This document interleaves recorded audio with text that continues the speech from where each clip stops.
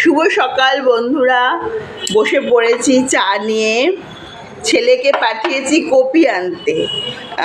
আজকে ওর বাবা তো ফেরেনি, আর ফিরবে আজকে শিলচর থেকে, বাট এয়ারপোর্ট থেকে সোজা অফিসে চলে যাবে। রাত্রিবেলা এসে ডিনার করবে, কিন্তু ছেলেকে তার চেম্বারে যাবে ছেলে, ওর জন্য ওকে তো লাঞ্চটা বানিয়ে দেবো। তাই বলেছি একটু কপি নিয়ে আয়, কপির তরকারি, কেন আজকে সোমবার আমার তো আজকে এক সেদ্ধ ভাত খাবার ব্যাপার, আর বাড়িতে তো কোনো ননভেজ হয় না, নিরামিষই করব।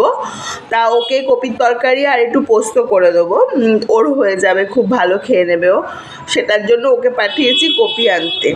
ঠিক আছে, ও কপিটা নিয়ে এলে একটু পোস্ত করব, কপির তরকারি করব, করে ওর ভাতটা বানিয়ে দেবো, ও নিয়ে চলে যাবে। তারপর আমি দুপুরবেলা এক সেদ্ধ ভাত করে, মানে গোবিন্দভোগ চালের ভাত করে আমি খাবো।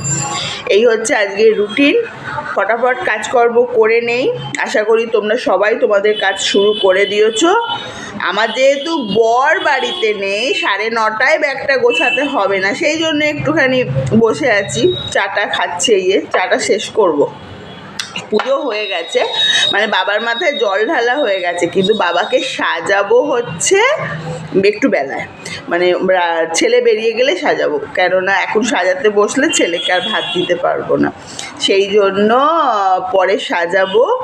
আর চটপট কাজ করে নেই, নিজের কাজ নিজে প্রশংসা করতে করতে করে নেব, কেন নিন্দে করার জন্য অনেক লোক আছে, নিজের প্রশংসা নিজেকেই করতে হবে। আমি বারবার বলি, ভগবান শ্রীকৃষ্ণও বলে গেছেন গীতাতে, নিজের প্রশংসা নিজে করো, নিন্দে করার জন্য অনেক লোক আছে। সেই জন্য কারুর দিকে না তাকিয়ে টপাটপ কপির তরকারি পোস্ত ভাত বানিয়ে ছেলেকে দেব, দিয়ে নিজের সংসারের কাজ নিজে শুরু করব। তোমরাও সবাই শুরু করো, টাটা।